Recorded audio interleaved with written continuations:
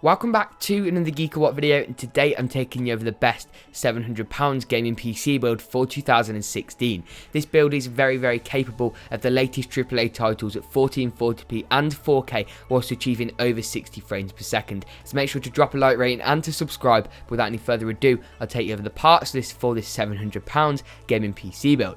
The CPU I've gone through is the AMD FX 8320. It's 3.5 GHz 8-core CPU, and at £108 it's also a great deal. And the 8320 is a slightly older CPU in comparison to something like the 8350 or 9590. But aside from the 9590, the only real thing you lose out on is a slightly lower clock speed, something which can be replicated with overclocking anyway. But 3.5 GHz is very solid if you don't want to overclock. 8 cores is overkill for gaming, but is definitely capable of and definitely useful in something like editing, and some games are starting to take advantage of more than 4 cores. The motherboard I've gone for is the GeekaWhat GA970A-DS3P. It's an ATX AM3 Plus motherboard, and on this socket design, you do have to be careful with some of the features that can be missing. Fortunately, this motherboard does have SATA 360 gigabit per second and USB 3, which are the two main bits, for just £50. For RAM, I went for two 4GB DIMMs of Kingston HyperX Fury White DDR3 1600MHz memory. Comes in at £33 and you can get it in white, black, red or blue. Really is your choice, but white is in the parts list at the moment.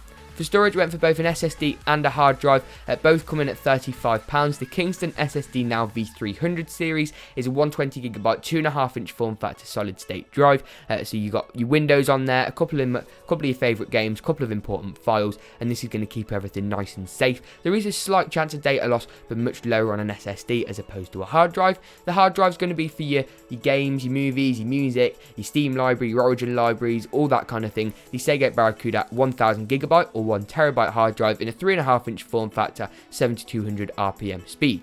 The video card I've gone for is the XFX Radeon R9 390X. It's got an 8GB frame buffer and has got XFX's double dissipation cooler. It's one of the cheaper R9 390Xs, but in this budget it really is the best card you can get. The R9 390X is one of AMD's highest end cards and will smash 4K resolutions.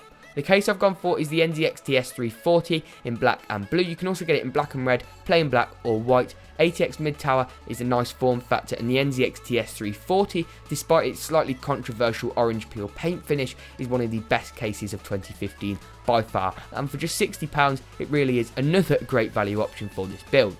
The power supply I went for is the EVGA Supernova G2. You can view my review of the EVGA Supernova G2 in the cards section now, or the link in the description below, and 650 watts is more than enough for this build. It isn't quite enough to add another graphics card later on down the line, but the R9 390X on its own will give you really unparalleled performance for quite a while. The gold certification means it will perform above 90% efficiency at all times, tested at 20, 50 and 100% load scenarios, and the fully modular aspect means you only plug in the cables that you need.